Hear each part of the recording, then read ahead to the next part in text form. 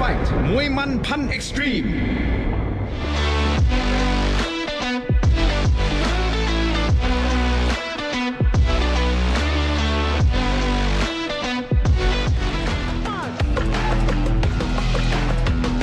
Ladies and gentlemen, welcome to Fairtex Fight มวยมันพัน Extreme Road to One Thailand Season 3 presented by Sea Hero Rustech 2-in-1. Ladies and gentlemen, today we have a fantastic day of fights for you with the semi-finals of our fights in our tournament. วันนี้นะครับจะเป็นรอบตัดเชือกของมวยรอบ Road to One Thailand Season 3 ครับวันนี้จะเป็นมวยไทยชายรุ่น 54 กิโลกรัมดาราโซบิโรพบกับหลิวจุนเชาและพญาครุฑเสือจันทกมวยไทยพบกับเพชรน้ำงามสจโอเพชรโลกส่วนของมวยไทยหญิงครับรุ่น 56.5 กิโลกรัม Gabrielle Moram พบกับ Zahra Shokouhi และ Bianca Souza พบกับเพชรวาริน Fairtex นะครับผู้ชนะในแต่ละรุ่นจะได้รับสัญญาเข้าวันแชมเปี้ยนชิพมูลค่า 100,000 เหรียญหรือ 3.3 ล้านบาทนะครับ The winner of each division in the finals will get a contract into one championship worth $100,000. For those of you who would like to listen to commentary in English, you can do so by changing the language on your remote on channel 7 HD or tune into our YouTube channel at Fairtex Fight. สำหรับท่านใดที่อยากจะชมออนไลน์ครับเรามี 3 ช่องทางด้วยกันครับช่อง Terror Digital และช่อง Fairtex Fight ทาง YouTube Facebook และ TikTok ครับเราจะพักกันสักครู่กลับมากับคู่เปิดเวทีครับเป็นมวยไทยพิกัดน้ำหนัก 55 กิโลกรัมนักมวยจากประเทศจีนพบกับนักมวยจากประเทศไทย Join us after the break with our opening bout in Muay Thai 55 kilograms as a fighter from China takes on a fighter from Thailand. Don't go anywhere.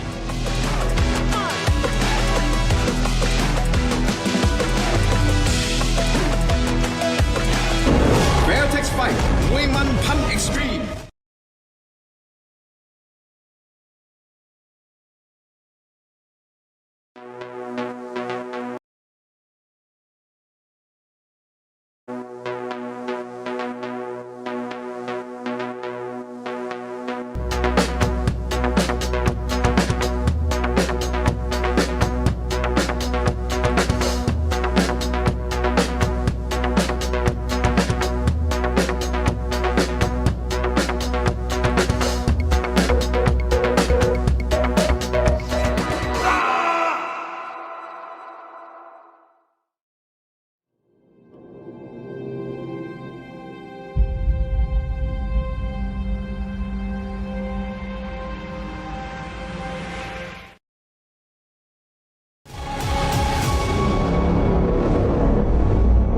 สนับสนุนโดยสีฮีโร่รัสเทค 2-in-1 สีเคลือบกันสนิมในตัว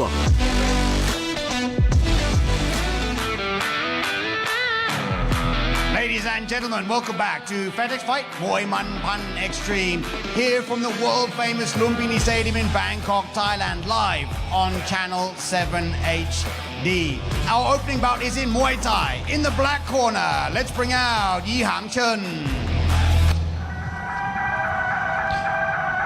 Welcome back, ladies and gentlemen, to Fairtex Fight right here at Lumpinee Stadium, the home of Muay Thai. Ready for action for the Road to One Season 3. But kicking off the action for this morning's card. Coming into the black corner is Yi Hang Shen, hailing from China. Only 16 years of age, standing at 173 centimeters tall, with a fight record of 28 fights, 20 wins, 8 losses. So a fair bit of experience for our young Chinese athlete. 28 fights at only the tender age of 16. So looking forward to this one. 3 rounds of Muay Thai action. As I said, to kick off the Road to One Season 3 with a winner from each division will get a chance at a $100,000 contract with one championship. The world's biggest martial arts organization. A step to the global stage. And in the red corner, let's bring out ศรีนครลูกเมืองเพชร Good morning, ladies and gentlemen, and welcome in to the red corner. We have Sirakon Lukmuang Pet training out of Lukmuang Pet Muay Thai gym. Again, weighing in at 55 kilograms, age 22, so a little bit older than his opponent, with a record of 30 fights, 25 wins, and only 5 losses. Super excited for this fight to kick off the morning's Road to One special show here at Fairtex Fight. I expect fireworks for this fight, with Sirakon Lukmuang Pet favouring punches and kicks, so a master of all trades in the name of Muay Thai. So his last fight was a loss on point against Yon Pet, but that is never to say that he will not prevail in this bout. More often than not, fighters that have had a loss, they're coming back to reap their vengeance and take the win here at Lumpinee Stadium this morning, as our final preparations are underway and the last minute touches are applied by our professional cut men. Best of luck to these boys this morning.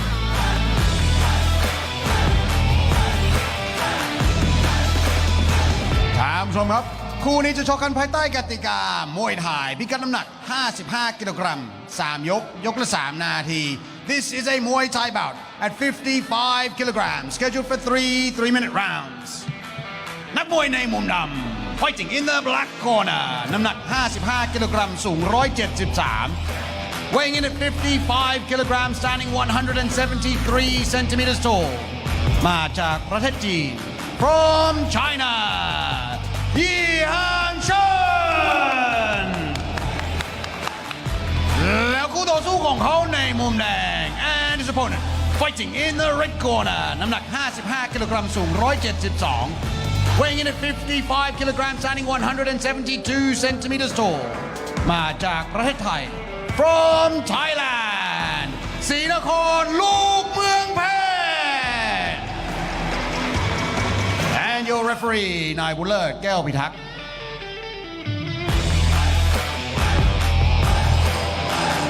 Here we are with the tail of the tape. Sri Nakorn Lukmuang Pet taking on Yi Hung Shen from China. Scheduled for 3 rounds of complete Muay Thai action right here at Lumpinee Stadium, the home of Muay Thai and combat sports in Asia. Looking forward to this one. Our opening bout to kick things off. This one not a part of the Road to One series, but still exciting nonetheless. Here we are, round number 1. Nice stiff jab from our fighter in the black corner, followed by a 1-2 into the body, and upstairs he goes, but doesn't quite find a home. Beautiful right kick there from our fighter in the black corner, and that body shot again. He has a game plan, he's sticking to it, but a nice lock up in the clinch there. Tell you what, the matchmaker's doing a good job for this one. Fairly even on paper.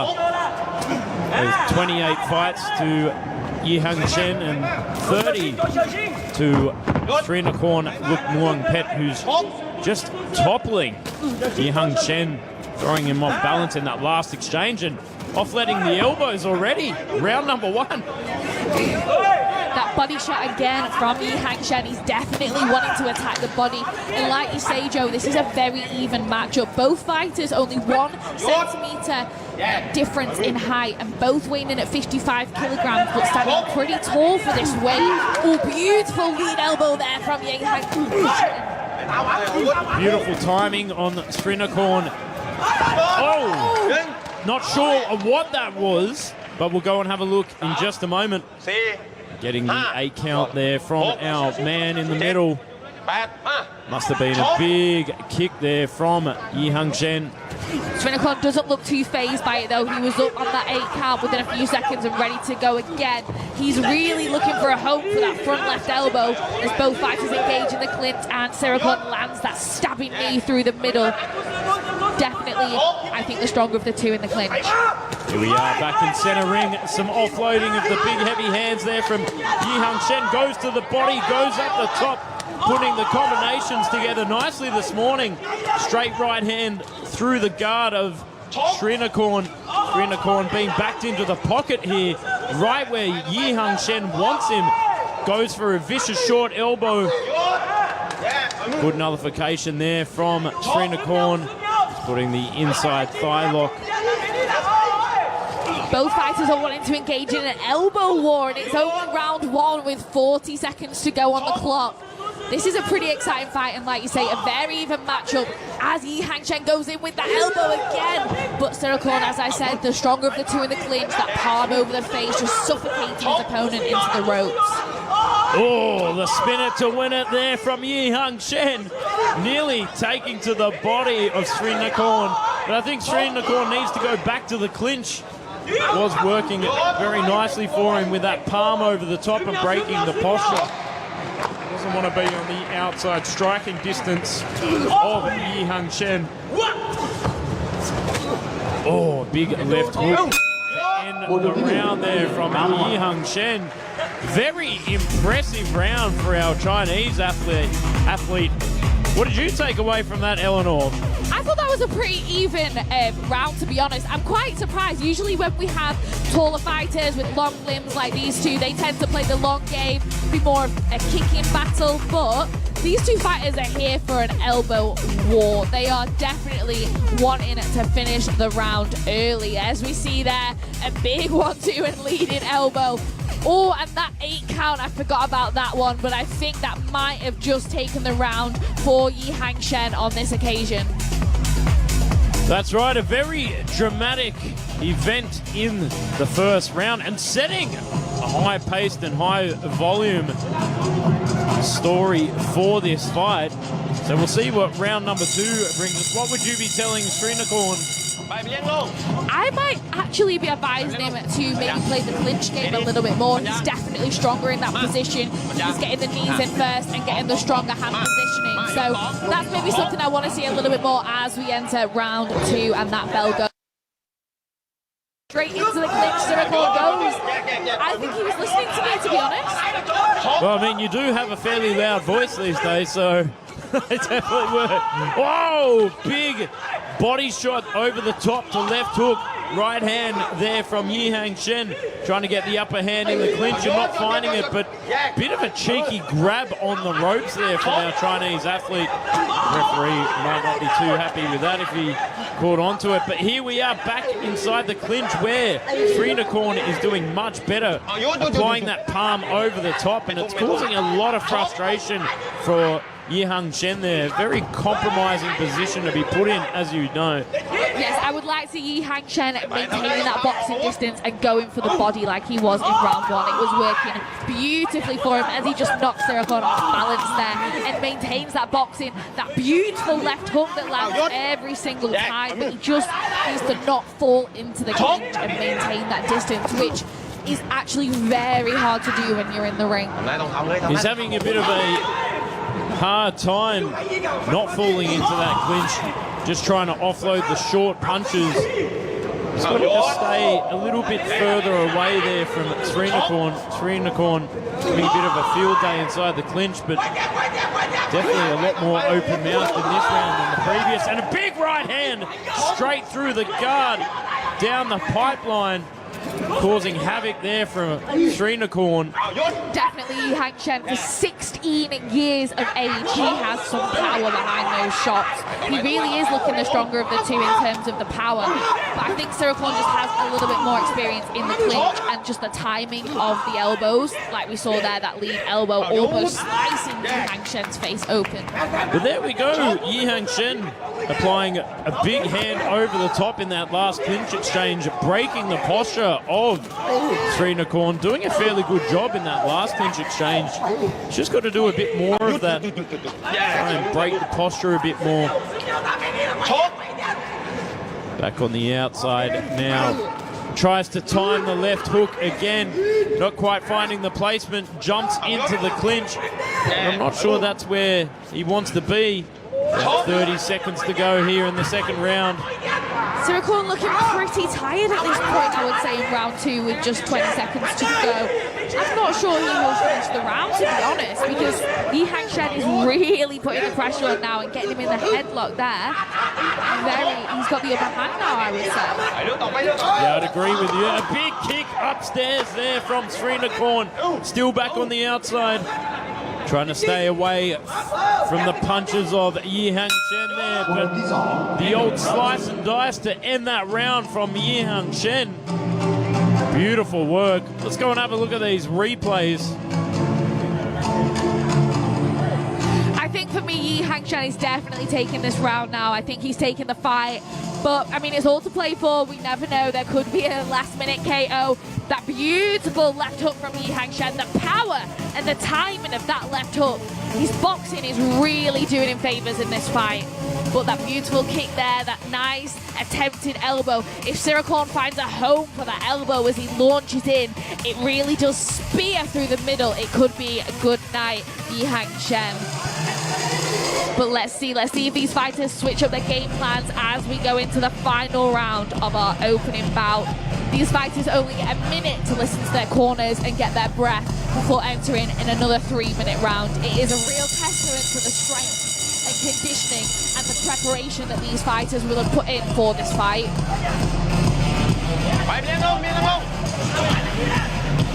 Here we are coming into the third round of action. Third and final. This is where Korn needs to turn it around. Round number 3. And here we are, very big dramatic start, trying to take the back of Shen. Doesn't necessarily score, but a bit of a secondary criteria, but there, Shen gives it back to him, scores with that big dramatic teep, sending him to the canvas. But very tit for tat in terms of scoring here, throwing each other around the ring. It's almost like a wrestling fight at this point, just throwing each other back and forth in the center ring, back to the ropes, but each fighter just wants to take the win. I think that's the point. They're here to fight and they're here to finish it on a high. Yeah, in terms of scoring in this third round, like a seesaw. It's just a case of each fighter trying to out-muscle each other. Oh, a little bit of a warning there from the referee. You cannot just slam and hoist your opponent across and throw them to the canvas. That is actually not allowed in Muay Thai. Moving forward with a lot more confidence now. And a big plow there from Korn, but still takes the 2 steps. They're fairly good in terms of technical ability.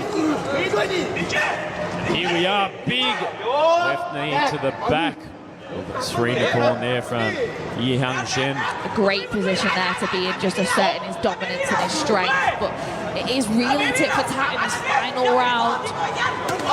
Korn biding his time, guard a little bit low there, but trying to go in with that elbow. He really thinks that it's that elbow. If it lands, it's going to finish the fight for Shen. Nice spinning kick in that last exchange as well, going straight to the liver of Korn, but Korn just shakes it off, straight back into the middle.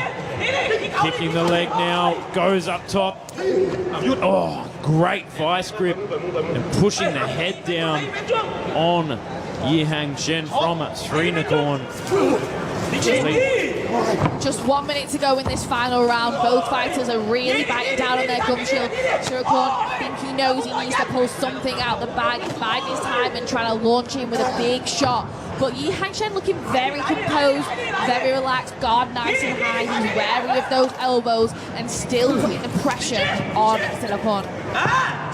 Nice palm over the top to break the posture from Shen.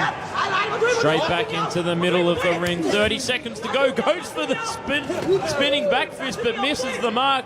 As I said, high risk, high reward, but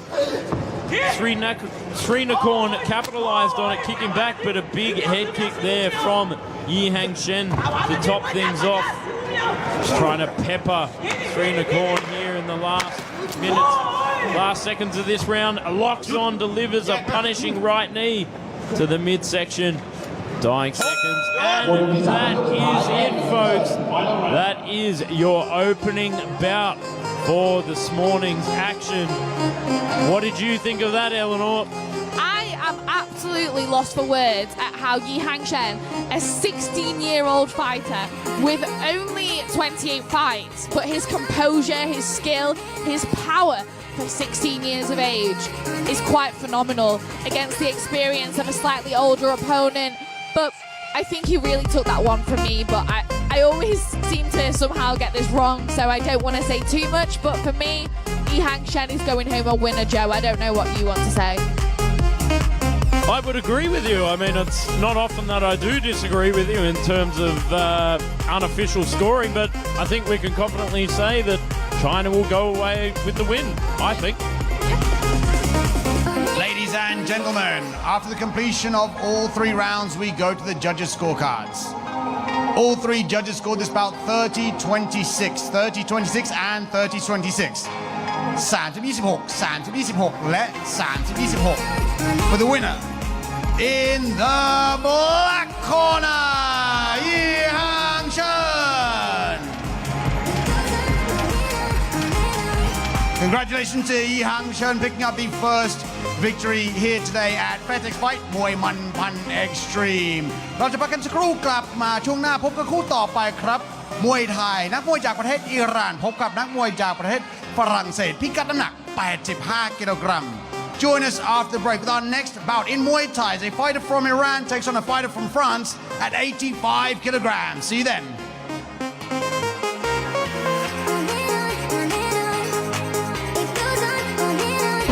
Fairtex Fight มวยมันพัน Extreme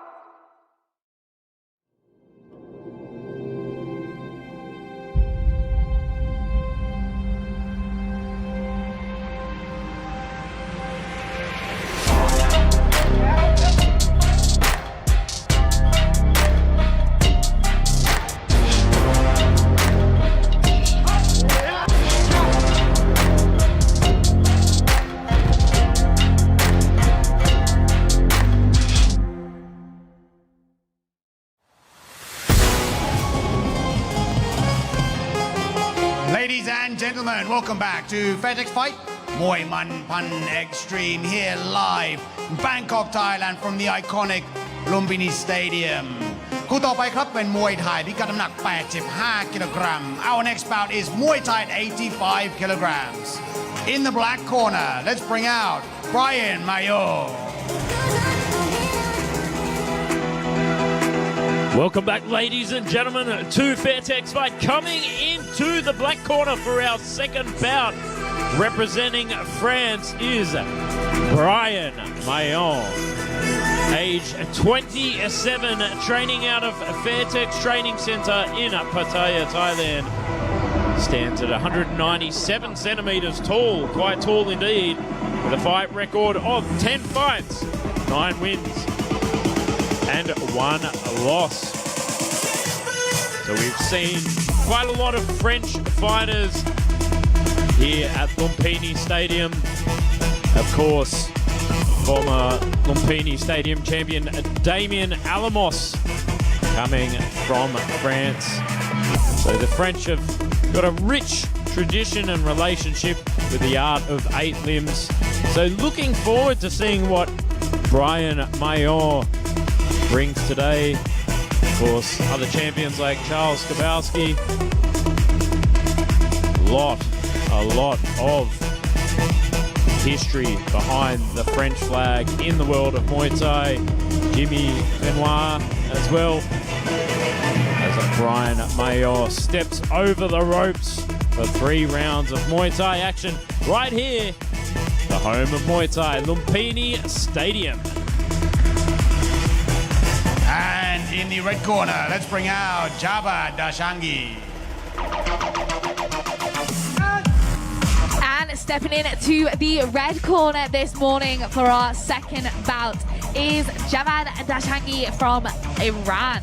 So he is age 28 years old, again 85 kilograms weighing in at, so a little bit more of a heavyweight bout for our second bout this morning with a 22 fight record, 16 wins and 6 losses. So again, our matchmakers have done a phenomenal job of doing an even matchup between these two fighters. Similar records, similar height, similar age, similar experience, etc, etc. So very excited for this one. Now, fighters from Iran tend to favour the heavy hands, the punches, the Muay Mat style, and that is exactly what we can expect from Zahra this morning, who is training out of Dashangi Gym.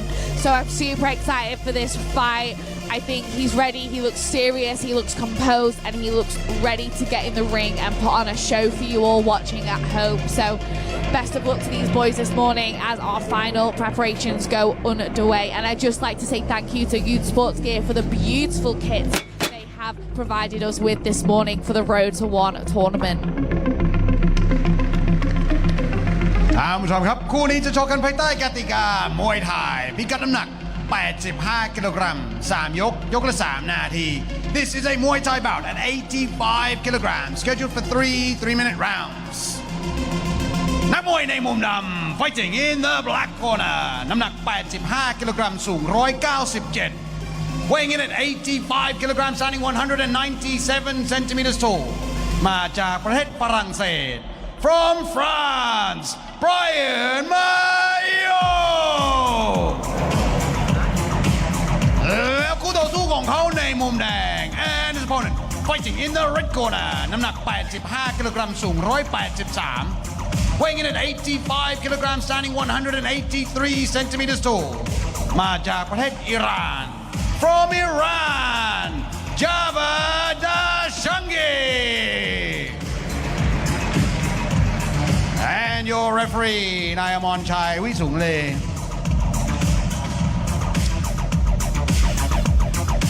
Here we are with the Taylor Tape Muay Thai at 85 kilograms.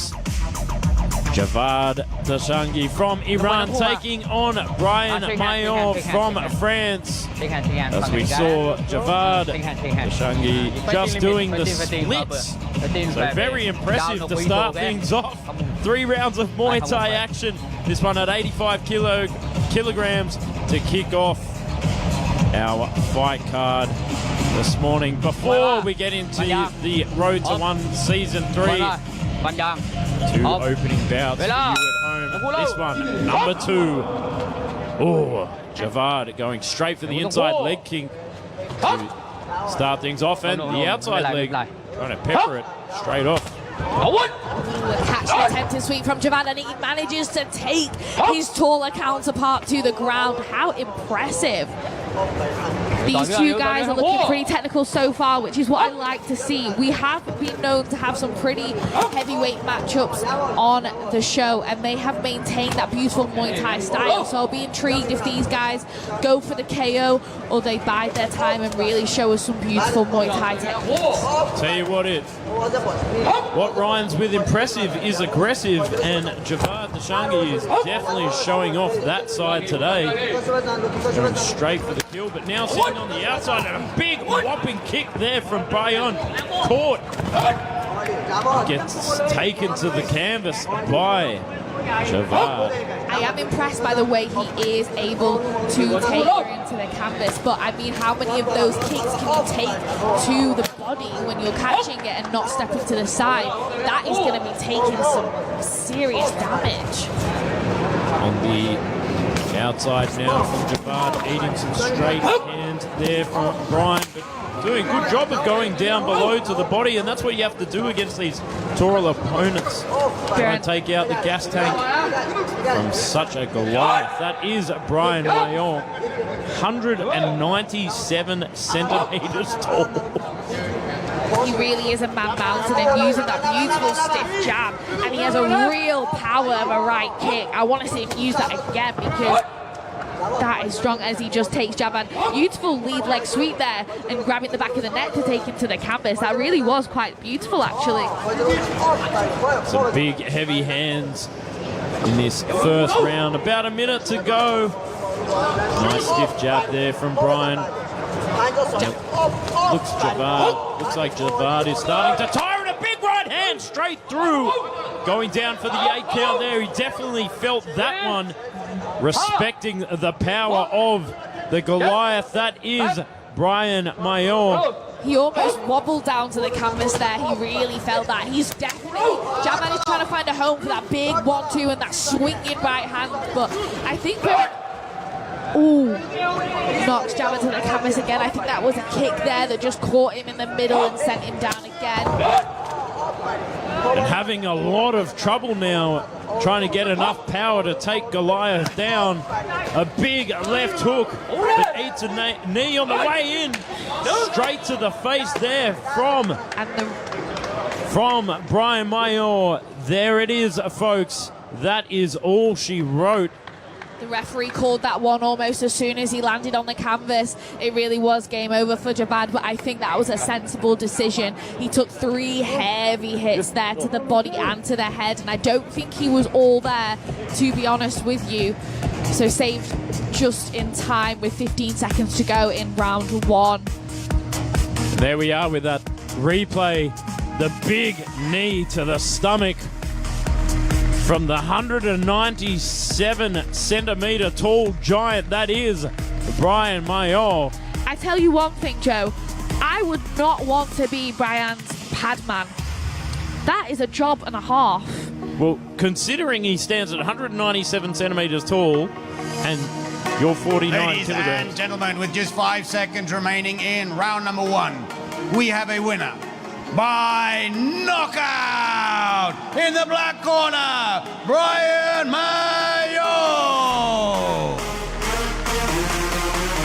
Congratulations to Bryann Mayaut picking up the first knockout victory of the day here at Fairtex Fight มวยมันพันเอ็กซ์ตรีมเราจะพักกันสักครู่คู่ต่อไปนะครับต้องติดตามครับเป็นคู่แรกในมวยรอบจากเชือก Road to One Thailand. Ladies and gentlemen, will join us after the break with our next bout. You cannot miss the first bout in our semi-finals of the tournament. Fairtex Fight, Road to One Thailand. Don't go anywhere.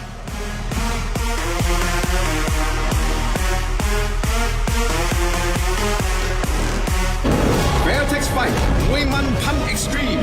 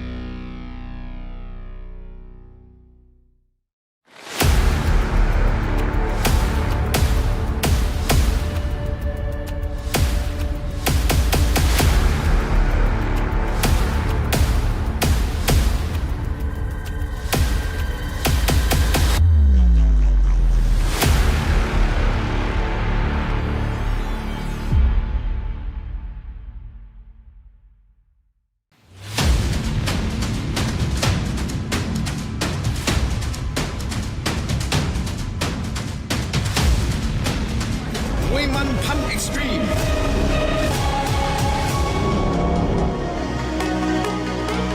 Ladies and gentlemen, welcome back to Fairtex Fight มวยมันพัน Extreme Road to One Thailand Season 3 presented by Sea Hero Rustec 2 in 1 คู่ต่อไปครับเป็นคู่แรกในมวยรอบตัดเชือกผู้หญิง 56.5 กิโลกรัม Our next bout is the first of the semi-finals in the women's 56.5 kilograms of our tournament Road to One Thailand Season 3. In the black corner, let's bring out Gabrielle Moram. Coming in to the black corner for the 56.5 semi-finals of the Road to One Season 3 is Brazilian Gabrielle Moram representing Kiapontip Gym in Salia, Thailand. Age 23, standing at 164 centimeters tall with a fight record of 47 fights, 33 wins, 14 losses. Hailing from Sao Paulo, Brazil, last 2 fights was a win over Mia Skier for the Road to One and a win on points against American Sarah Goria. So looking forward to this one. What can you tell us about Gabrielle? Gabrielle is a Muay mat and she is a hard worker. She's been in the sport for a while now. Her dad is her trainer back home in Brazil, but she's been working closely with my old trainer Liam at Kiapontip. He is a phenomenal trainer. He really does know how to play to a fighter's strengths and make their style and develop their style even more. So I'm so excited for this fight. Gabrielle is a beautiful person inside and out, but when she gets in the ring, she's there for business and that she wants that contract and that road to $100,000. So best of luck, Gabrielle. I'm down with this. I'm on a sweet escape, bitch.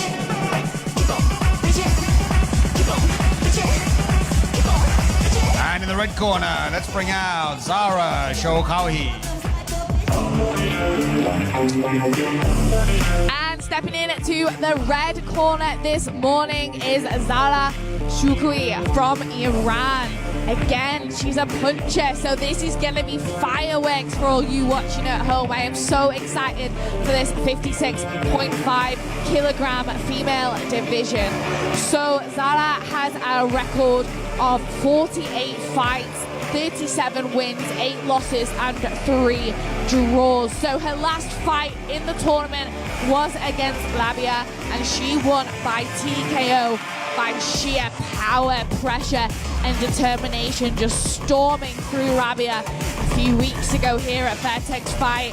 When I spoke to her last time, her dream is to fight on one championship, and that is what she's coming to do today. So I think this fight is going to be a real epic showdown between these two girls. Both of them want it, and they want it badly. Both of them have confidence and calmness when I spoke to them this morning in the changing rooms. So I'm super excited to see what happens. And I am so excited to see that Fairtex Fight are given the opportunity to the ladies to get into that one championship stage, the biggest stage of martial arts. So best of luck. ตามคำครับคู่นี้จะชกกันภายใต้กติกามวยไทยพิกัดน้ำหนัก 56.5 กิโลกรัม 3 ยก ยกละ 3 นาที This is a Muay Thai bout at 56.5 kilograms, scheduled for 3-minute rounds. นักมวยในมุมดำ fighting in the black corner น้ำหนัก 56.5 กิโลกรัม สูง 164 weighing in at 56.5 kilograms, standing 164 centimeters tall มาจากประเทศบราซิล from Brazil Gabrielle Moram แล้วคู่ต่อสู้ของเขาในมุมแดง and our opponent fighting in the red corner น้ำหนัก 56.5 กิโลกรัม สูง 167 weighing in at 56.5 kilograms, standing 167 centimeters tall มาจากประเทศอิหร่าน from Iran Zahra Shokouhi and your referee พันโทหญิงนิชาพรปลื้มถนอม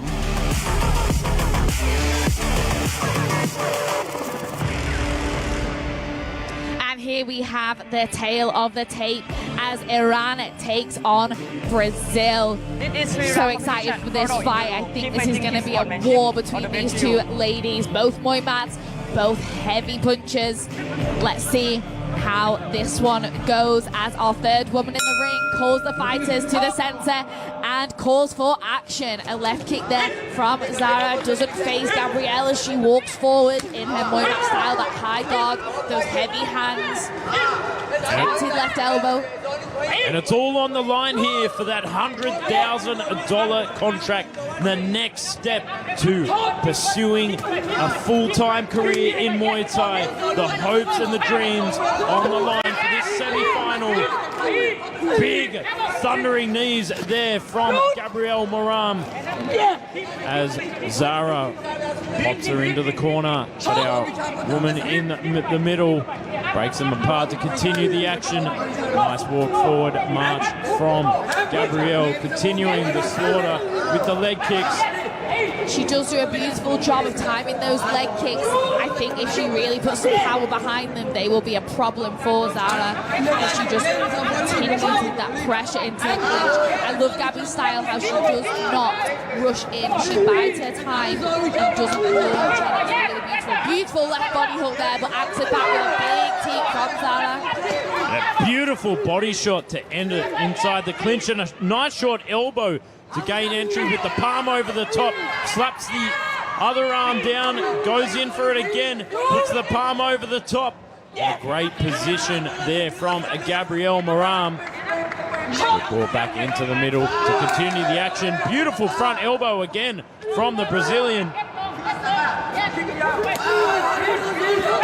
Beautiful stiff jabs to gain more entry and break the distance down on to Zahra from the Brazilian bulldozer. That is Gabrielle Moram continuing the onslaught, the Muay Khao, Muay Mat action here right at Lumpinee Stadium. A beautiful, beautiful display of 1-2s followed by big knees in the clinch, keeping it active there.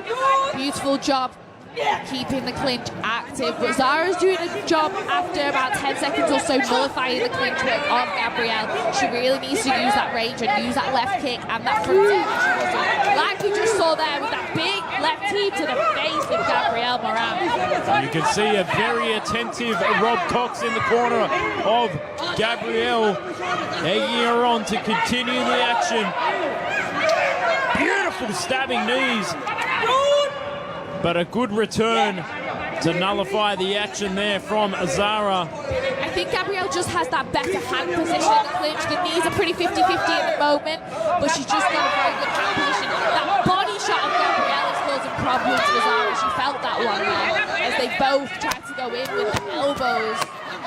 Goes down low, goes up high, pushes the head down with the flurries of punches. John Wayne Parr style into the clinch, and that is the end of round number 1. What a way to kick things off for the 56.5 kilogram semi-final of Road to One Season 3. What did you take away from that round? Let's go have a look at these replays. I think Zahra is struggling to find her rhythm against the pressure of Gabrielle, and when Gabrielle got comfortable in the last couple of clinch exchanges, she really did go to work with those knees and the hand positioning. I think Zahra needs to play at range, use that front teep like we saw when she teeped Gabrielle's face and knocked it back. But I think that Gabrielle's power and persistence as well, she does not give them room to breathe. There's Sanook, she's living this fight too. Yeah, DJ Sanook always bringing the good vibes to Lumpinee Stadium on a Saturday morning. So here we are for round number 2 to set off the fireworks for our first bout of the semi-finals in the 56.5 kilogram female division.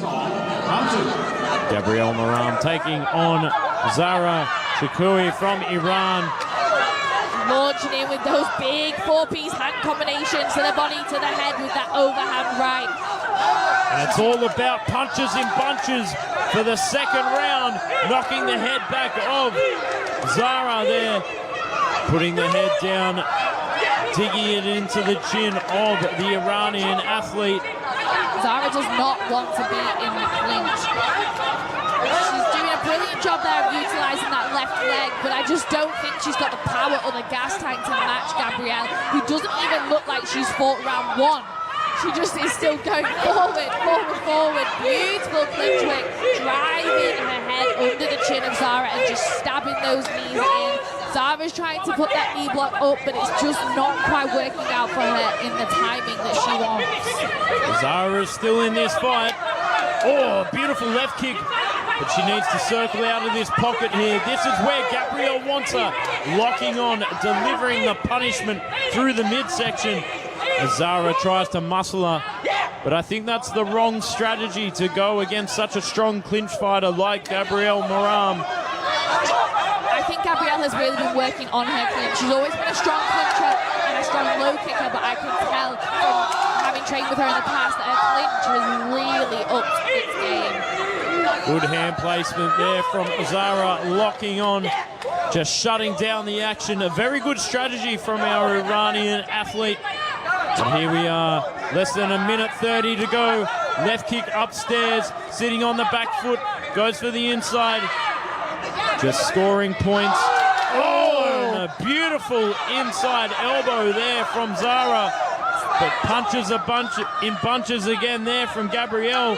The Brazilian bulldozer on full turbo mode here. Absolutely phenomenal display of body to head combinations, and those knees are driving in there now. I'm not sure Zahra can continue with the pressure of Gabrielle, but let's see. She's still going strong, but she needs to keep those hands up. She's taking some punches to the head, that's for sure. That elbow, though, almost finding her home on the head of Gabrielle, but she's back in there, back in the clinch where she wants to be for the final 30 seconds of round 2. And I'll tell you what, Eleanor, these knees have paid dividends in the second round. It does look like Zahra is running out of steam here, very open-mouthed and fatigued. But Gabrielle just not stopping, breaking her in half, folding her up like a picnic chair. Continues the onslaught in the dying seconds of this second round, sticking to a like a fly to a picnic sandwich. There it is. That's it for round number 2. Cruising through it like a Sunday picnic indeed from Gabrielle Moram. Let's go and have a look at these replays. I mean, Zahra definitely had her moments, but it was the last half of that round where Gabrielle really shone through with the forward onslaught, just bulldozing her into the pocket. What did you think? Zahra is doing a brilliant job of trying to utilise that long guard and answer back with her left knee and her left kick, but I'm just not sure there's enough power in those strikes to stop Gabrielle in her tracks. She really is here to play today, and that's the difference sometimes. It's the difference in the power. Sometimes it's not just down to timing, it's power, and that is the difference that can really take a fight to the win. It could really make a difference on the scorecards, especially with the scoring here. It really does come down to effect sometimes. If the shot knocks you back, it looks phenomenal in the judge's eyes, and that's exactly what Gabrielle is doing a brilliant job of. She's knocking Zahra's head back, she's knocking her off balance. Well, I tell you what, this fight is almost as explosive as the comment section at the moment. Absolutely loving this one. But here we are for round number 3, setting the standard and the pace there from Gabrielle Moram, continuing the forward and relentless onslaught that is the Brazilian bulldozer Moram. But a bit of a stalemate in the clinch there with that big hip turn from Zahra, sitting on the outside, sitting on the back foot, trying to pick her off with the left kicks and the teeps, doing a phenomenal job. But I just think the punches and the bunches and the big scoring knees from Moram are capitalizing on top and crushing Zahra where she stands. I think you're right, Joe. Couldn't have put it better myself, to be honest. That big 1-2 and that left hook to the body of Gabrielle is working phenomenally. I'm absolutely loving that combination. I'd love to see her follow it up with a low kick because they were working in the early stages of this fight. But I think her game plan from Liam is to clinch, and that's exactly what she's doing. She's doing a phenomenal job of listening to her corner, but so is Zahra. She's listening and she's using that teep and that left kick, but like I said in round 2, it's power. She really needs to send it. Goes to the body again, gaining entry inside the clinch, delivering that punishing left knee. Goes for the stabbing right.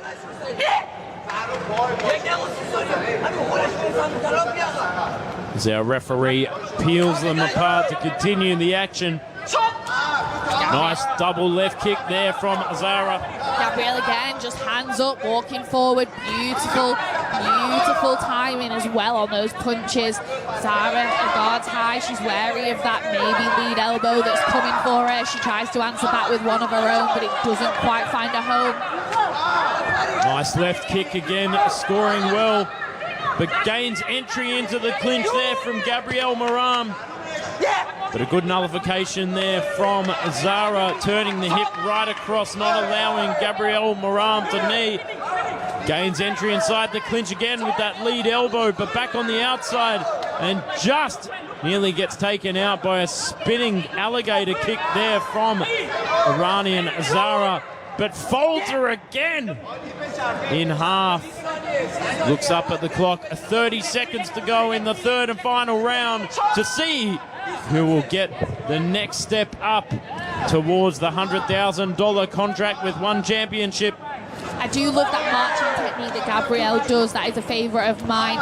Lifting the knees, almost faking what she's going to go with next. Is it going to be the left? Is it going to be the right? And she goes in with that big body hook and smothers Zahra again and uses that knee block to nullify the clinch work of Gabrielle in the final seconds of the round. A beautiful fight, ladies. Both of them should be very proud of themselves. We'll take a look at the replays in just a moment from that fight, but for me, I think Gabrielle had a very dominant and a very clear win and a strong performance. So here we are with the replays. That third and final round. Stiff 1-2 to gain entry into the clinch with that front and lead elbow. Goes to the body. Fine punch combinations. More combinations than a bank safe there from Gabrielle Moram. We can definitely call her the Brazilian bank robber for this one. I think she's going to take it away.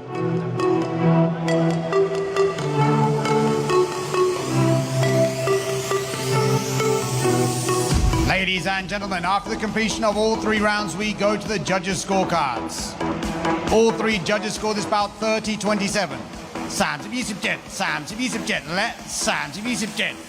For the winner, in the black corner, Gabrielle Moram. ยินดีด้วยครับ Gabrielle Moram จะเข้าสู่รอบชิงของ Fairtex Fight Road to One Thailand Season 3 ครับ อย่าลืมด้วยนะครับว่ารอบชิงจะเป็นมวยไทย 5 ยก และจะใส่นวมเล็กอีกด้วยครับ ผู้ชนะจะได้รับสัญญาเข้าสู่ One Championship มูลค่า 100,000 เหรียญหรือ 3.3 ล้านบาทครับ Congratulations to Gabrielle Moram. She is now advancing onto the finals of our tournament Road to One Thailand Season 3. Don't forget, in the final it will be 5 rounds of small gloves Muay Thai, and the winner will get a contract into One Championship worth $100,000. เราจะพักกันสักครู่กลับมาคู่ต่อไปครับเพชรวาริน Fairtex กับ Bianca Souza. Join us after break for the other half of this semi-final as Petwarin Fairtex takes on Bianca Souza. See you then.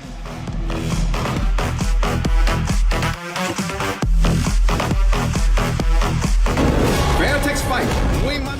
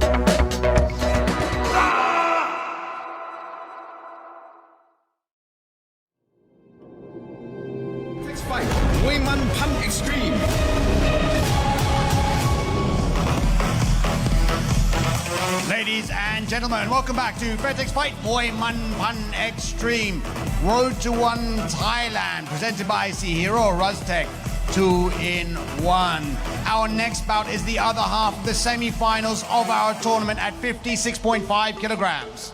In the black corner, let's bring out Bianca, Souza. Headphones, baby, in my headphones, baby, in my headphones, singing to me. Corner for the next semi-final of the Road to One Season 3 at 56.5 kilograms is Brazilian Bianca Souza, representing Muay Thai J base in Bangkok. She's 27 years of age, standing at 172 centimeters tall, with a fight record of 13 fights, 11 wins, 1 loss and 1 draw. A punch and kick fighter. Her last win was a KO round 1 win over Elsa Singpatong in the first round of the Road to One Season 3. So, if she wins this, she will go on to take on fellow countrywoman Gabrielle Moram in the final for the Road to One Season 3 to see who will get a contract with One Championship, the world's biggest martial arts organization. Of course, you can watch One Lumpinee Friday fight nights every Friday night here at Lumpinee Stadium, as Fairtex Fight serves as a feeder show, a stepping opportunity to gain entry to the big leagues, that is One Championship. So excited to see Bianca Souza put it all together for this fight. And in the red corner, let's bring out Warin, Fairtex.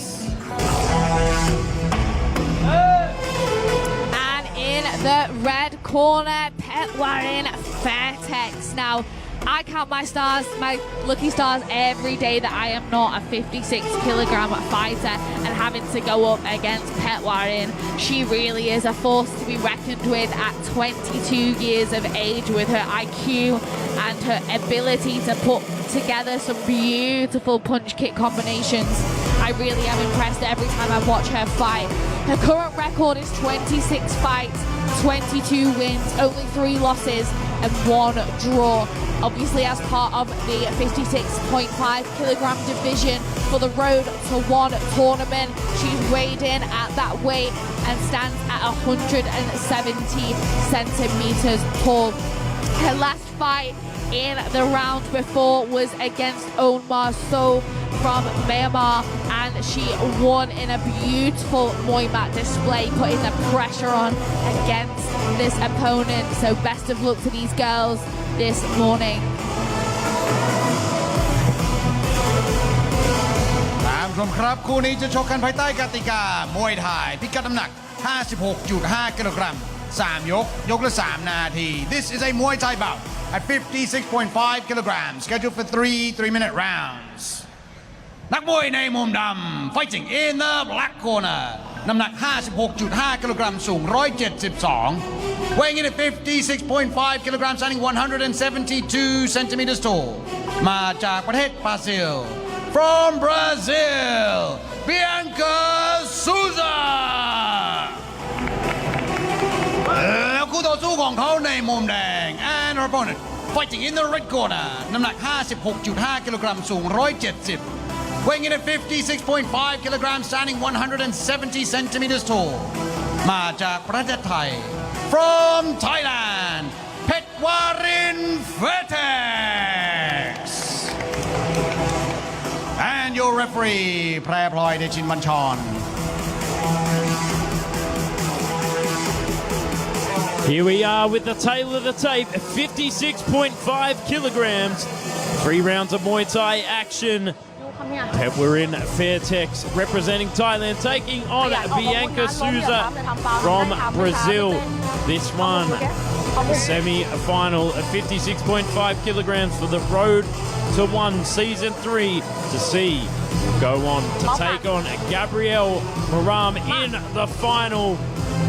And then whoever wins that will get a $100,000 contract with One Championship.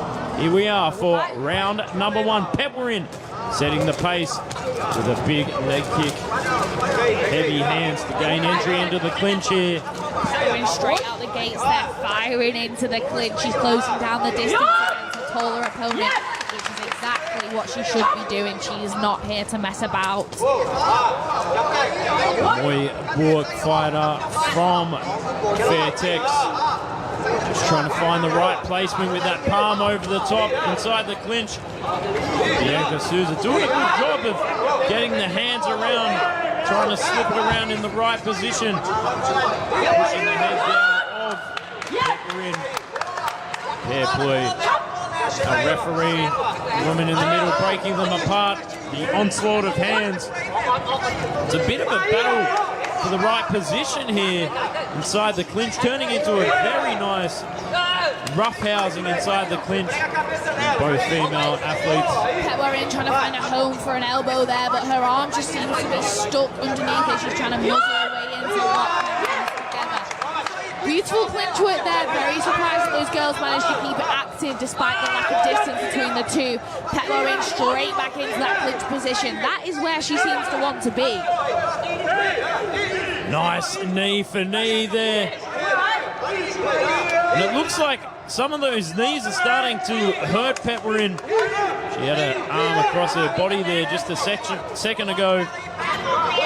Bianca getting the upper hand again, nullifying the action with that inside leg block. Nice outside teep there from Warin. Steps in with a big right knee. Nice turn there and a big knee from Bianca. That was beautiful work there, just using the momentum of Warin's force against her as she manages to break the posture of Warin. Now referee pair play again. Breaks them apart to continue the action. Bianca Souza continuing the forward onslaught here. Big left knee to try and break the frame of Warin. Warin's still in this though. It's very 50-50 at the moment as Bianca also launches forward with a big left elbow, palm across the face, trying to muzzle as well into Warin. It's just a clinch war now. The height difference definitely playing to Bianca Souza's advantage here. Just getting the upper hand and leverage to apply that face guard over the top and wrenching on the neck of Warin. And there it is, applying the palm over the top. Short, sneaky elbow on the inside as well. Trying to break the frame of Warin, and that is the end of round number 1. We'll go and have a look at the replays in just a second. Eleanor, yourself being a Muay Buok fighter, what did you think of that one? Well, that was very 50-50 for me in the clinch. I'm not going to lie, Bianca really surprised me with her strength and her ability to put a palm over the face. I think her height is really playing an advantage against Warin, who definitely has a game plan. She definitely does not want to play the long game, but from her last fight, her kicks are so powerful. I think she'd be better off using those long body kicks against Bianca. But I'm not sure. Let's see if they switch it up in round 2. A brilliant round for both ladies. It's 50-50 in my eyes at the moment. Joe, what do you think? I would agree with that. I still think that perhaps Bianca might have edged that round out with some of the breaking of the posture of Warin inside some of those clinch exchanges. Just doing a little bit more on the inside, breaking that posture. Looking good for the judges. Let's see what round number 2 brings us. There's Fair Play, our referee. A low kick there from Warin, who's not launching into the clinch this time. She's at distance, biding her time, letting Bianca come towards her. Block and return with some big hands into the clinch. Both ladies go again. Bianca gets that palm across the face and gets that knee to the front. The referee breaks them apart to continue the action. A nice teep to set up the entry there from Bianca Souza. Definitely an underutilized strategy to gain entry inside the clinches. just popping the teep out to break the distance and then smothering your way in. Good application of the palm over the top there from Bianca. Petnamngam still having a bit of a hard time getting the dominant position.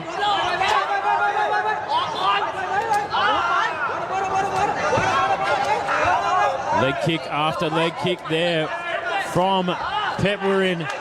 Back inside the clinch. Petnamngam going for those body kicks like I said she should do. I think that they will cause damage to Bianca's body and they are so powerful. I really want to see her using that more. But Bianca's got blood coming from her nose there. The heavy hands of Petnamngam, she really does have some power. I mean, that is going to cause an issue for Bianca with her breathing. And a nice hand over the top to break the posture of Petnamngam. We've seen some phenomenal clinch work from all our ladies in this tournament so far today. Really great hand positioning, smothering the palm across the face. Beautiful work. Nice knees there from Bianca Souza and stabbing it in at the last moment. Blood absolutely raining from the nose of Bianca. Will be causing a lot of trouble for her breathing. But there it is again, that palm over the top, just shoving it in the face of Petnamngam. Petnamngam still in this big left kick, eating some hands on the way in, and a big right knee to left knee there from Souza. Gains entry again, applies the underhook body lock there from Petnamngam.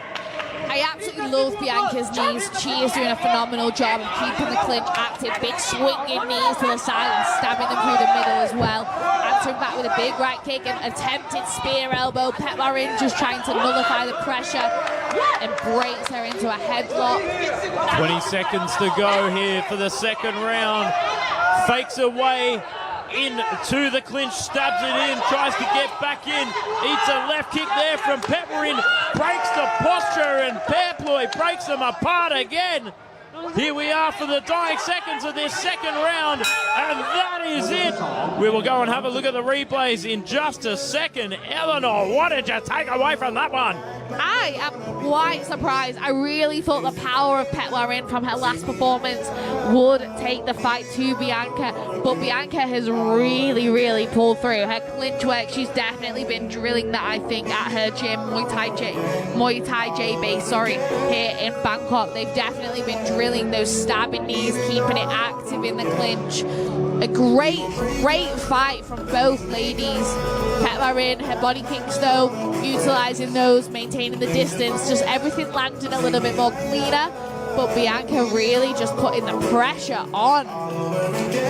Yeah, some of those inside elbows, the sneaky little inside elbows from Souza playing a little bit of effect. But I don't think it'll stop Petnamngam in her tracks. Let's see what round number 3 brings us. Souza. What would you be telling Petnamngam if you were in her corner, Joe? Just moving forward, smothering and peppering Souza with those kicks. Definitely having an effect on the midsection of Souza. Let's see what round 3 brings us. What would you be telling her? I'd be going hand combinations, maintain that boxing distance, and then follow with some big body and leg kicks. Ooh. Petnamngam just loses her balance there from the strength of Bianca, who almost pushed her over as she launches forward with a beautiful lead and just dives into the clinch with a big elbow to the face of Petnamngam. Locks on inside control, eats an elbow for her troubles. Pairploy, our referee, breaks them apart again. Big teep there from Bianca Souza to continue the forward pressure. Bit of a turn of the tail in terms of styles. Petnamngam normally the aggressor, but gets a sneaky elbow across the jaw to cause a bit of frustration. Blood continuing to rain from the nose of Bianca Souza, continuing a relentless pressure. Bianca Souza is not letting the damage to her face stop her. It must not be causing her any bother. She is really here for that contract. She's going forward, and just grabbing and locking on and stabbing those knees in and swinging them round as well. She must have some strength behind her because Warin is strong, but she almost doesn't look as strong as she does on a good day against Bianca. Bianca Souza really showcasing that she wants to sign her name on the dotted line, but getting a little bit of a warning for not listening to the referee. Stiff uppercut to gain entry inside the clinch and folding Warin. Though Warin, I think, might have got the upper hand with that headlock in that one. Warin seems to have a small cut above her eye, her right eye, but it's not causing her any bother either. She is still storming forward, going for it, biting down that gum shield. Beautiful right knee there. Both girls just trying to fight for those knee positions. Great application of the left knee there from Bianca Souza from side control. Back into center ring. Less than a minute to go. Enters again with the teeps. Locks on. Delivers the punishment from the left knee. Warin looking very tired here, but still in this fight. Left kick upstairs. Eats a couple of punch combinations on the way in. Bianca Souza relentlessly pushing forward, trying to apply the deliverance over the top with that palm to the face. What a fight, what a war between these two ladies. They really, really have trained hard for this one, and they both want it badly, but for me, Bianca is just prevailing a little bit more, showcasing that she wants to break the clinch and go forward again straight away, and she just launches forward. Just like the heavy metal band, brutality will prevail, and it looks like it possibly has. Let's go and have a look at the replays, and a good show of sportsmanship there from both female athletes, hugging it out after a 3-round war to see who will go to the final against Gabrielle Moram. Talk us through it, Eleanor. I think both ladies knew that that was a war. They both hugged each other at the end and embraced each other. That's what we love about Muay Thai. Enemies in the ring, friends once the action is finished. Bianca, I am absolutely blown away by her resilience, her pressure, her knees, her switch up of style. I really thought she was going to play the long game with those kicks that we saw last time, but she just bit down on that gum shield despite the damage to her nose and powered forward. But we'll hand it over to Mark Abbott to deliver the official results. Ladies and gentlemen, after the completion of all 3 rounds, we go to the judges' scorecards. All 3 judges scored this bout 30-27. 30-27, 30-27 และ 30-27. For the winner, in the black corner, Bianca Souza.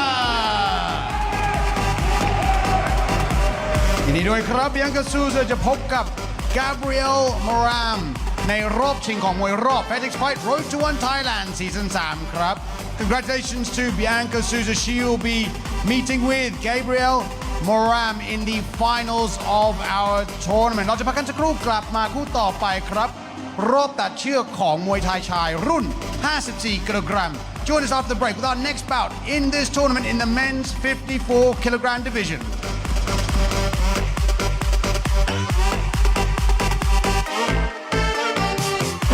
Fairtex Fight มวยมันพันเอ็กซ์ตรีม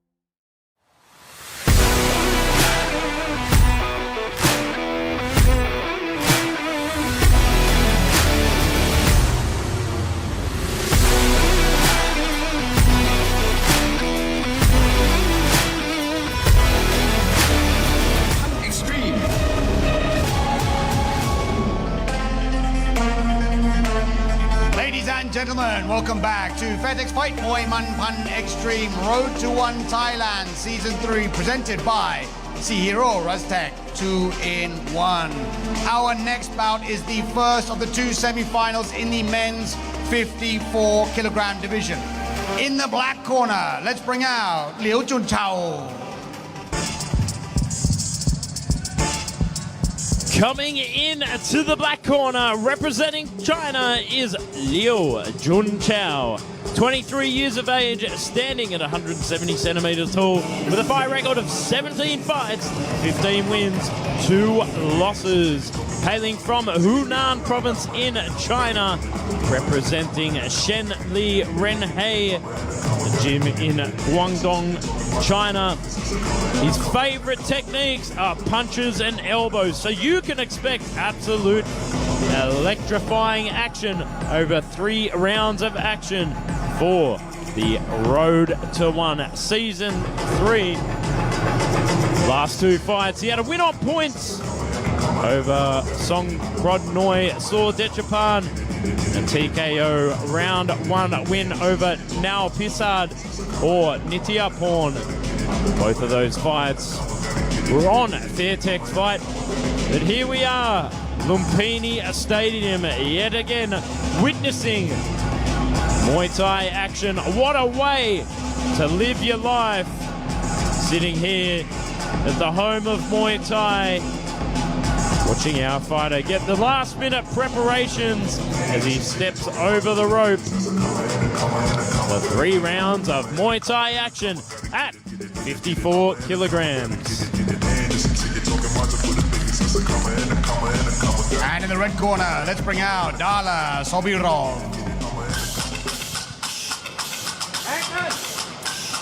Stepping in to the red corner this morning is his opponent in this 54 kilogram Road to 1 round. So we have Darasoo of Uzbekistan at 19 years of age with a 13 fight record, 11 wins and only 2 losses. So let's see what these 2 boys bring to the table this morning in our 5th bout here at the iconic Lumpinee Stadium, the home of Muay Thai and also the home of one Lumpinee Friday night fights, which is what these boys are competing to get into, the biggest stage of martial arts in the world with the most elite level of strikers. And today these boys are here to prove that that is where they belong.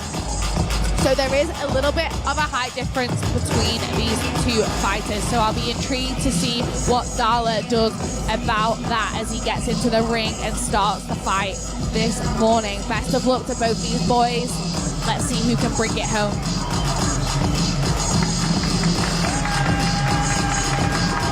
From ครับคู่นี้จะชกกันภายใต้กติกามวยไทยพิกัดน้ำหนัก 54 กิโลกรัม 3 ยก ยกละ 3 นาที This is a Muay Thai bout at 54 kilograms scheduled for 3 3-minute rounds. นักมวยในมุมดำ fighting in the black corner น้ำหนัก 54.9 กิโลกรัม สูง 170 weighing in at 54.9 kilograms, standing 170 centimeters tall มาจากประเทศจีน from China Liu Junchao แล้วคู่ต่อสู้ของเขาในมุมแดง and the opponent fighting in the red corner น้ำหนัก 54 กิโลกรัม สูง 168 weighing in at 54 kilograms, standing 168 centimeters tall มาจากประเทศอุซเบกิสถาน from Uzbekistan Darasoo and your referee จ่าสิบโทอนุกุลตามศรีลำ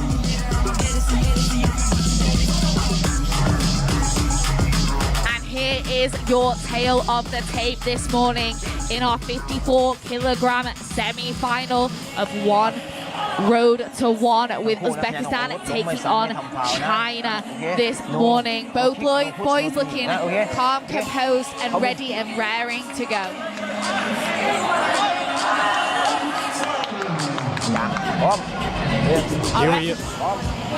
Here we are for round 1, ready and raring to go as Eleanor likes it. Season 3 of the Road to 1. Big kicks straight out of the gates there from Darasoo. But Liu Junqiao is definitely a household name here on Fairtex now. He's proved himself. He has the range at this 54-kilogram weight. He is really quite tall with some serious reach and some fast strikes there. Beautiful low kick answered with a block. Big heavy hands and a ferocious face teep there from Sobirov. Nothing but bad intentions here in center ring from our Uzbeki warrior. Going straight with the left hook over the top, knocking the head back of Junqiao. Darasoo really putting in the pressure on here. Junqiao answering back with a big launching 1-2. The tempo of terror there from Sobirov, continuing the action. Getting pushed back there by Junqiao just a moment ago, but staying calm and collected. Goes down to the leg kick, goes up high with the left, goes up the top with the big left hook, right on the chin, right on the button. Can he shut Junqiao down? I think that's his plan, is to just smother it with the pressure of his hands. He really has some phenomenal boxing. A nice body kick though from Darla as he tries to bide his time. He's not rushing, he's not launching, and his guard is nice and high. He's wary of the power and the speed of Liu Junqiao. Catches the leg, sends the right hand straight through. Fundamentals in full effect here in center ring. Beautiful work here from Sobirov. Doubles that up with the left on the inside, on the outside. Straight down the pipeline with the heavy hands. Goes again, knocking Junqiao back. Junqiao's answering back with some beautiful body kicks this time. He knows that that's where Darla's weakness might be as he launches in with those heavy hands and leaves his body wide open as he catches and tries to take down Liu Junqiao, followed by two big body kicks and into the clinch. Our fighters go. Darla trying to get in there with an elbow, but Liu Junqiao with those beautiful knees that he likes to do. And this is why you can't underestimate the Uzbekistani fighters. They come in with the high volume, the heavy hands, the heavy low kicks, trying to shut you down where you are. And this is what Sobirov is doing in full effect. Junqiao doesn't look like he wants any of it at the moment. Swings and misses. Good lean back there from Sobirov. Kicks again with the beautiful timing, but eats a leg kick for his... What an exciting round. 10 seconds left in this fight. They are both here for it as Liu Junqiao finishes the round with a big right hand knocking Darla back. What a round from these two men here this morning. I am excited to see the replays. Beautiful work there from Sobirov, really setting the pace and the standard for that first round. Let's have a look. Beautiful boxing, up high, down below, goes for the leg kicks, trying to puncture the tire of Liu Junqiao. Some of those big face teeps in full effect as well. Nothing but bad intentions, Eleanor. Yeah, Darla is really not phased by the height difference. He's doing a beautiful job of shutting it down, but I am very impressed by his body kicks as well. He's not just relying solely on the pressure of his hands. He's following up with some beautiful body kicks once he puts the pressure on. Liu Junqiao, I want to see more long knees. That's what he did last time against his opponent, and it worked phenomenally. Just timing those long knees as they came in with the boxing. That's what I want to see again. I think that's his real strongest weapon.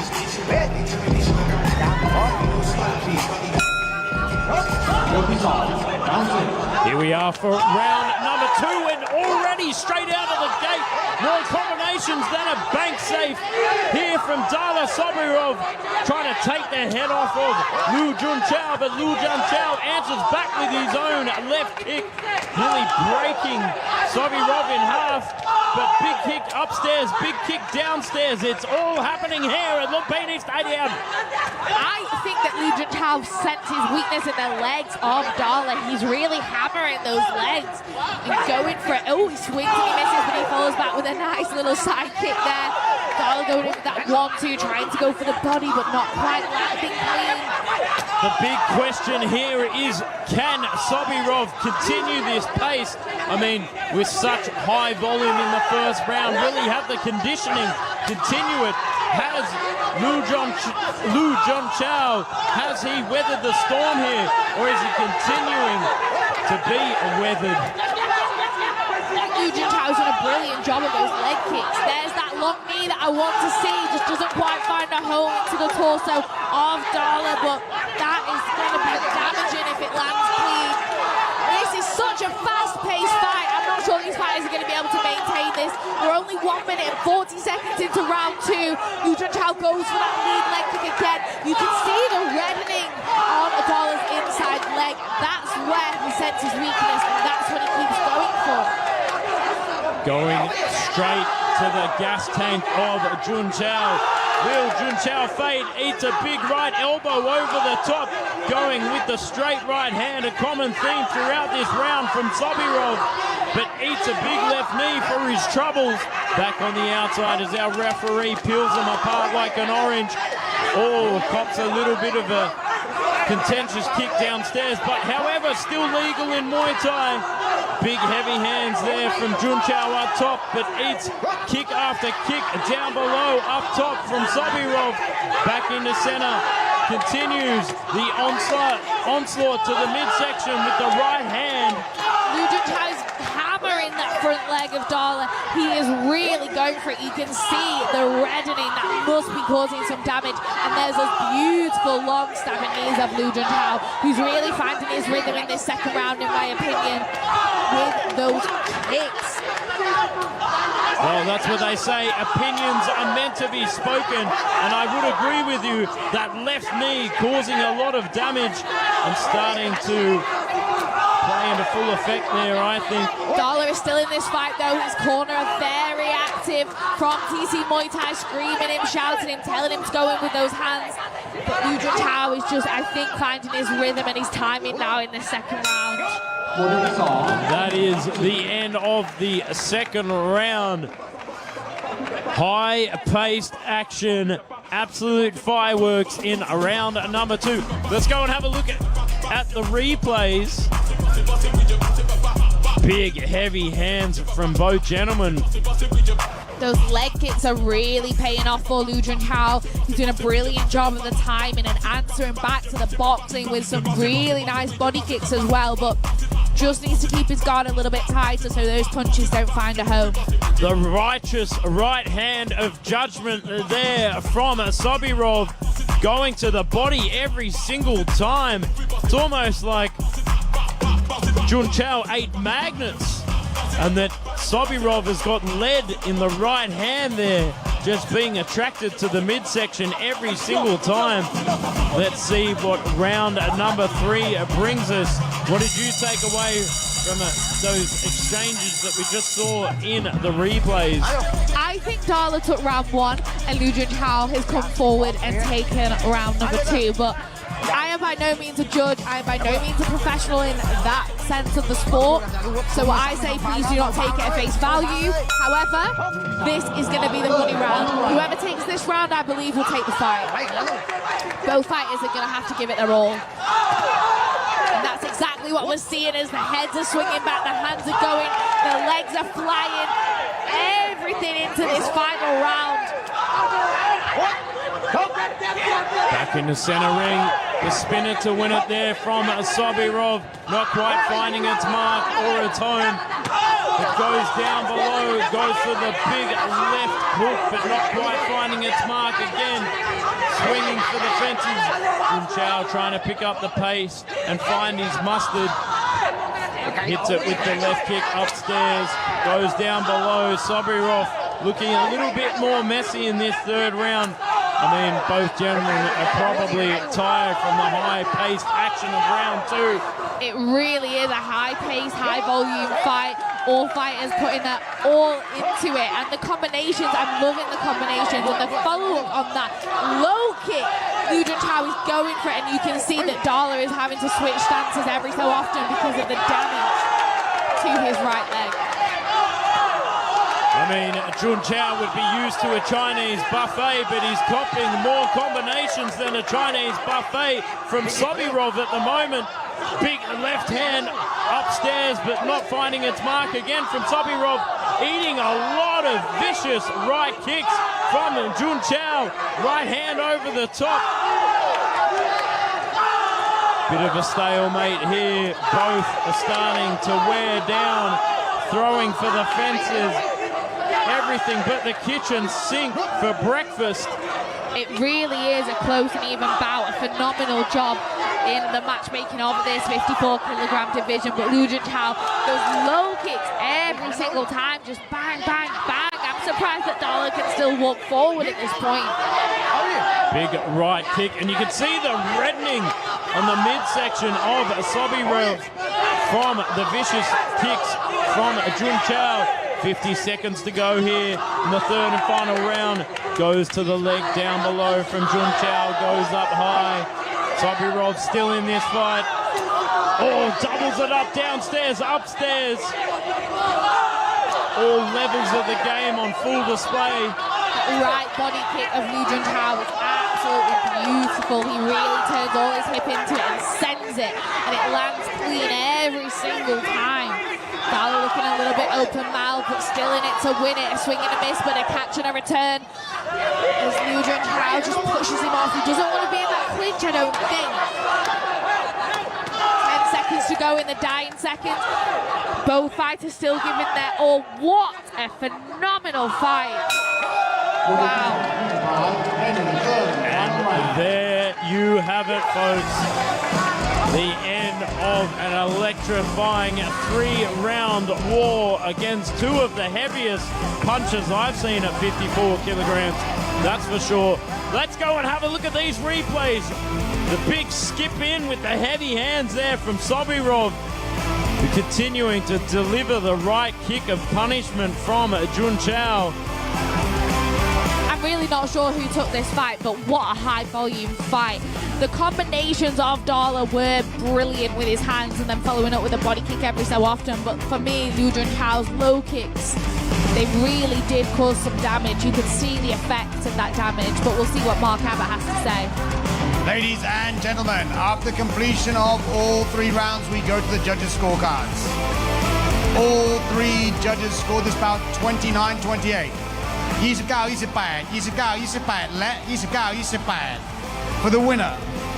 In the red corner, Darasoo. ยินดีด้วยครับ Darasoo จะเข้าสู่รอบชิงของมวยรอบ Fairtex Fight Road to 1 Thailand Season 3 ครับ Congratulations to Darasoo. He will be advancing to the finals of our tournament. เราจะพักกันสักครู่กลับมากับอีกคู่ของมวยรอบตัดเชือกผู้ชาย 54 กิโลกรัม Join us after the break for the other half of the semi-finals of our tournament. Fairtex Fight มวยมันพันเอ็กซ์ตรีม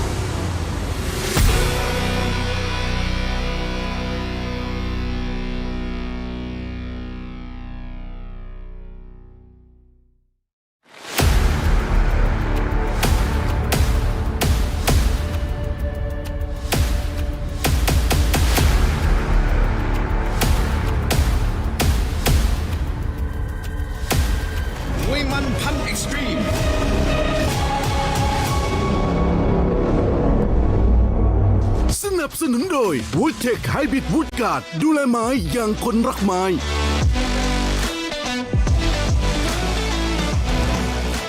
Ladies and gentlemen, welcome back to Fairtex Fight Boy Man Pan Extreme Road to One Thailand Season 3 presented by Sea Hero Rustech 2-in-1.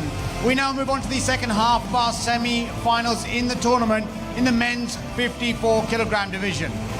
In the black corner, let's bring out Petnamngam Sawjao Pitsanulok. Coming in to the black corner, representing Thailand, Petnamngam Sawjao or Pitsanulok, 23 years of age, standing at 171 centimeters with a whopping fight record of 141 fights, 111 wins, 28 losses, and 2 draws. This man is a kick and knee fighter, Muay Thai, Muay Khao. His last 3 fights, he had a win over Yod Yok Pet Lumpinee, a TKO win over Pet Chai Sung, and a TKO win over Paramet So Jit Patana. And of course, this is for the semi-final of the 54 kilo Road to One Season 3. Who will step in to the next round, the final for the $100,000 contract with One Championship, the world's largest martial arts organization who make dreams come true. And in the red corner, let's bring out Paya Krok Seo Jan Tok Muay Thai.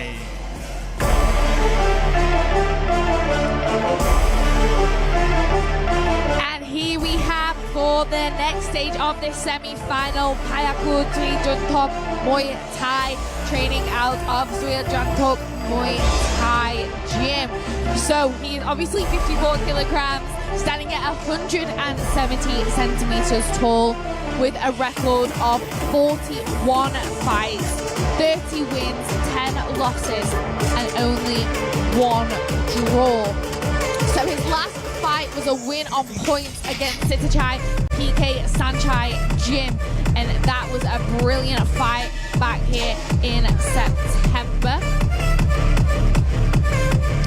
So let's see what he brings to the table with his punch and elbow style.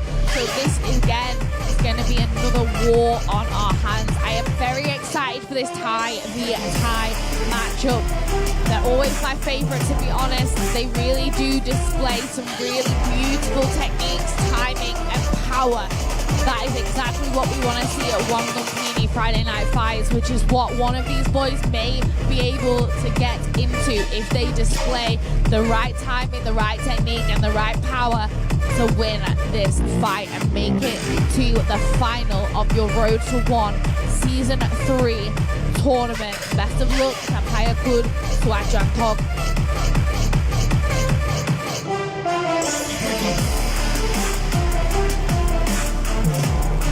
ผู้ชมครับคู่นี้จะชกกันภายใต้กติกามวยไทยพิกัดน้ำหนัก 54 กิโลกรัม 3 ยกละ 3 นาที This is a Muay Thai bout at 54 kilograms scheduled for 3-minute rounds นักมวยในมุมดำ fighting in the black corner น้ำหนัก 54 กิโลกรัม สูง 171 weighing in at 54 kilograms, standing 171 centimeters tall มาจากประเทศไทย from Thailand Petnamngam Sawjao Pitsanulok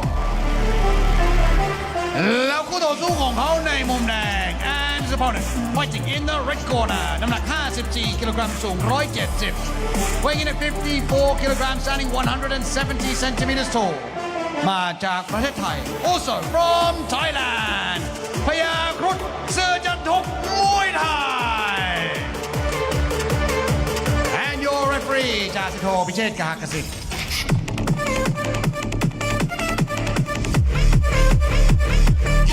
Here we are with the tail of the tape Muay Thai, 54 kilograms, P-Koot Jan Tok Muay Thai in the red taking on Petnamngam, Sojo or Pitsanaluk. Thailand taking on Thailand. Province versus province. Songkhla taking on Pitsanaluk. Over 3 rounds of Muay Thai action to see who will go to the final for the Road to One Season 3. Here we are, round number 1. Thailand taking on Thailand in this 54-kilogram semi-final. Kick for kick starting off there from P-Koot and Petnamngam. Just feeling each other slowly. The first opening seconds of the first round. And as we often say, you can't really afford to waste time in these 3-round bouts. Beautiful left kick there from P-Koot. Leaps in with the old straight 1-2. Trying to go for the left, right, good night. Enters back in with the inside leg kick. Petnamngam answering back with his own inside. Both fighters really trying to take their time in this opening round. It's been a minute so far with only a few kick exchanges. Beautiful teep there, just knocking P-Koot off balance. But I want to see a little bit more action. It's only 3 minutes, it's only 3 rounds, and it's for a $100,000 contract.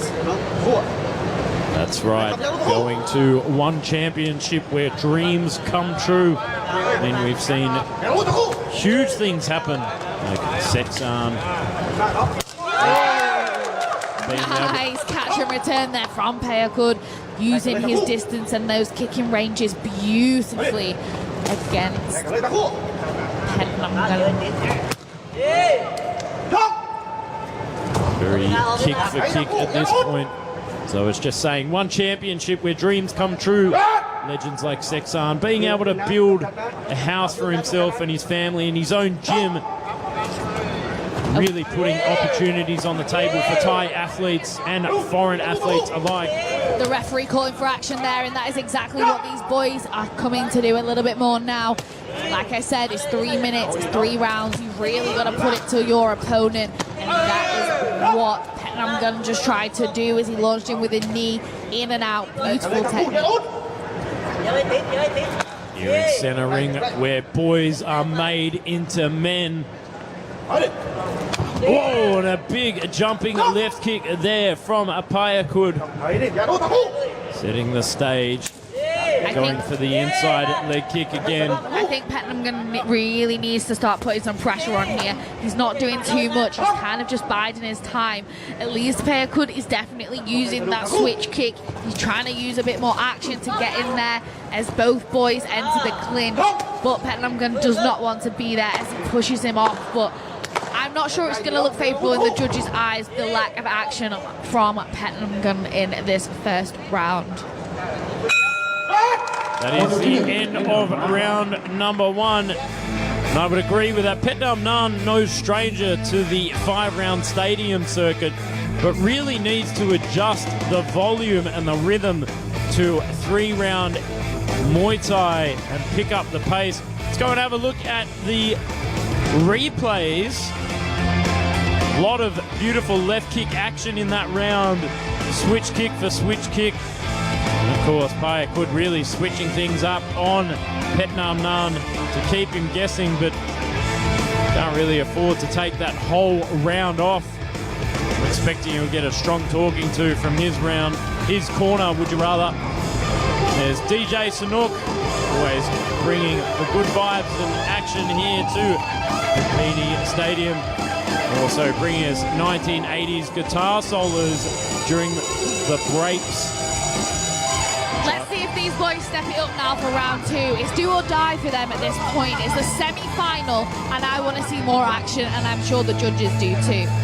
But, I mean, in Thailand, these boys have grown up with that traditional 5-round style, feeling each other out. I can only imagine how hard it is to break something you've known all your life and fit into this entertainment Muay Thai circuit. But I think we're going to see a little bit more. A spinning elbow attempt there from P-Koot. Beautiful technique. A little bit more action from Petnamngam, who seems to be going forward and closing down the distance. Starting to try and cut P-Koot off, but still eating a stiff jab for his troubles and goes in for the tomahawk elbow, but not finding the mark. P-Koot starting to control the ring and cut it off now. Petnamngam's doing a brilliant job of maintaining that distance with that front teep and following in with a big left hook. Ooh, this could be for an exciting round. That teep is really causing a problem for P-Koot. He needs to do something about that as Petnamngam is slowly closing the distance. Little two steps forward, little two steps forward, using that teep to try and settle that left hook, which I think he knows he has the power to end P-Koot with. That beautiful parry to right hand a moment ago from P-Koot. But here we are, back into the center of the ring. Referee looking very carefully at both gentlemen. Stiff jab there from P-Koot. Trying to continue the pressure here. Big left hook to inside leg kick there from a big kick to the head of Petnamngam. I'm not sure how he managed to stay up from that one because that was a big shot from P-Koot, who will be looking to set that one up again. A super bond strike, so they say. The pendulum swings and P-Koot sends a flying teep upstairs. Petnamngam trying to cut off the ring once again, but eating outside counter action for his troubles. Trying to continue the hunt there from Petnamngam, but P-Koot just going to absolute town. Oh, the big skip in, eats a spinning elbow. Petnamngam continuing the forward pressure, but still going at the same speed, allowing P-Koot to tee off with the left kick. I am a fan of that front team of Petnamngam. Doing a brilliant job of just keeping P-Koot exactly where he wants him to be, but that left kick of P-Koot is landing clean every single time. And P-Koot just doing a phenomenal job of gauging the distance as he leans so far back on that left kick, and there it is again. Really creating a bit of hard work here for Petnamngam. Petnamngam trying to push him against the rope. Tomahawk elbow over the top, and it gets swept to the canvas. And that is the end of round number 2. We'll go and have a look at the replays. What did you think of that round, Eleanor? I think, again, not quite as much action as we want to see at Fairtex fight, but nevertheless, the technique and the timing is impeccable from these two boys in the ring right now. I am very impressed. For me, the highlight, that head kick from P-Koot that just landed beautifully clean. I really am not sure how Petnamngam managed to stay up from that one. Look at that! Just wraps around the neck of Petnamngam. I'm actually speechless. I can't get the words out because that was a real good shot. And wow, he has some chin on him to stand up from that one. Whilst it's not of high volume and high pace like our other fights, it is very calm, calculated, and very technical over this 3-round battle of cerebral Muay Thai. And this is what I love to see. I love to really see beautiful, technical, strategized Muay Thai at play. So here we are for round number 3, stepping into the elbow. Beautiful setup there from P-Koot with the high kick, left kick. Goes down to the low one for Petnamngam. But still, P-Koot controlling the action here on the back foot. Love back foot fighters. Definitely P-Koot has made a fan of me. He is phenomenal, and like you say, he will have some real experience on the 5-round Muay Thai stadium circuit. But for me, this is Fairtex fight, this is entertainment Muay Thai, this is 3 rounds, and if you want to fight in one championship, you need to have some aggression, and that is what P-Koot just came with there. He does have a dangerous left elbow when it comes forward, and he follows everything up with that beautiful left kick that we just saw. But just want to see him a little bit more aggressive. There we are. Beautiful left kick. It reminds me a lot of my old trainer, Singpayak Morachabat Chombung, who sits on the back foot, controls the action, but explodes back in with the aggression. Beautiful Muay Fima action here from P-Koot. Very technical indeed. I think that Petnamngam is wise to keep his hands up close, because if one of those spear elbows off P-Koot lands, it is going to be devastating. Nice body kick there from Petnamngam as he tries to launch in. Beautiful footwork, really fast with those fakes. You can see Petnamngam trying to cut him off, but just keeps eating left kick after left kick. Does he really want it here? He's just not showing me enough. Oh, and a big left elbow there. Kick for kick. Almost like a sparring match in the gym at the moment. It really is, but it's so beautiful to watch. Those kicks are just perfect. The shin landing on the body, the distance is perfect. The hip turns over, the power, the reddening of the torsos of both boys, not just one, but both of them is phenomenal. That stiff jab of P-Koot, keeping the distance to set up everything he throws. Catches the leg, answers back. Petnamngam steps back on the back foot. Every time P-Koot peppers him with a shot, he steps back with a lot of tentativeness. P-Koot only 19 years of age, and what a future he has ahead of him, because this is some beautiful skill set of Muay Thai with those elbows and the timing and the fakes. Both boys, what a performance. Great answer back there from P-Koot in the last 10 seconds of this third and final round. I mean, Petnamngam really has to pull something out of the magic hat here.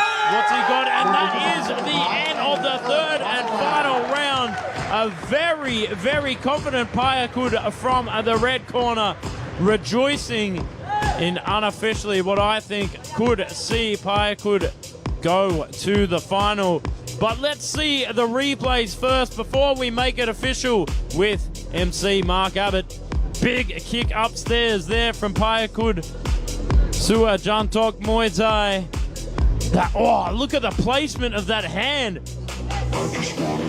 Just twirling him around like a rag doll.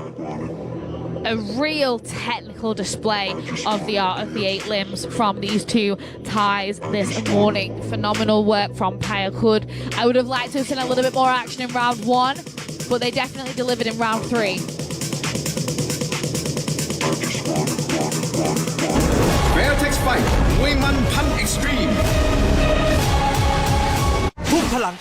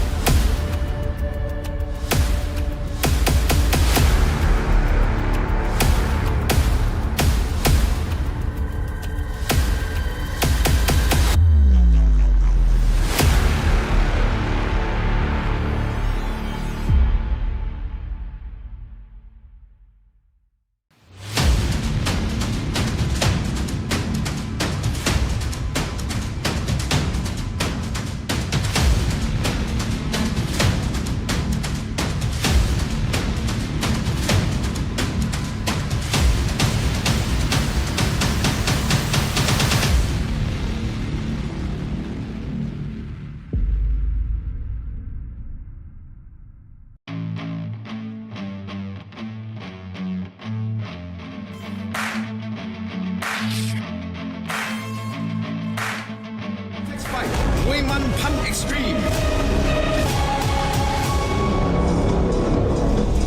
Ladies and gentlemen, after completion of all 3 rounds, we go to the judges' scorecards. All 3 judges scored this bout 30-27, 30-27, 30-27, และ 30-27 for the winner. In the red corner, P-Koot เสื้อจันทกมวยไทย ยินดีด้วยครับท่านผู้ชมครับเราหมดเวลาสำหรับช่อง7 HD นะครับแต่เรามีอีก1คู่ที่จะถ่ายทอดสดทางออนไลน์นะครับนักมวยจากประเทศจีนพบกับนักมวยจากประเทศไทยครับ Ladies and gentlemen, unfortunately we are out of time here on Channel 7 HD, but we still have one more fight lined up for you in just a moment online. ขอสรุปผลการแข่งขันในวันนี้นะครับผู้เข้ารอบชิงนะครับ มวยไทยหญิงรุ่น 56.5 กิโลกรัม Gabrielle Moram จะพบกับ Bianca Souza ส่วนของมวยไทยชายครับ รุ่น 54 กิโลกรัม Darasoo จะพบกับพยาครุฑนะครับ ผู้ชนะในแต่ละรุ่นจะได้รับสัญญาเข้าวันแชมเปี้ยนชิพมูลค่า 100,000 เหรียญหรือว่า 3.3 ล้านบาทนะครับ ส่วนของวันเสาร์หนั้นนะครับ ต้องติดตามนะครับรายการของเราครับ Fairtex Fight มวยมันพัน Extreme Road to One Thailand ซีซั่น 3 ครับ จะเป็นรอบตัดเชือกของมวยไทยชายรุ่น 64 กิโลกรัม ขอทบทวนนะครับว่ามีใครเข้ารอบกันบ้าง ฟ้าพิชิตลูกบุญมีสุมัย PK แสนชัยมวยไทยยิมโยกก้าวไกล Fairtex และคัมพีร์เทวดาสิทธิกุลนะครับ Ladies and gentlemen, from me, Mark Abbott, the team here, we'd like to thank our sponsors, Chongjet HD, Terror Entertainment, Fairtex, Seawood Tech, Hybrid Wood Guard, Sanam Muay Lumpinee,และYouth Sports Gear, and we will see you all next week. สวัสดีครับ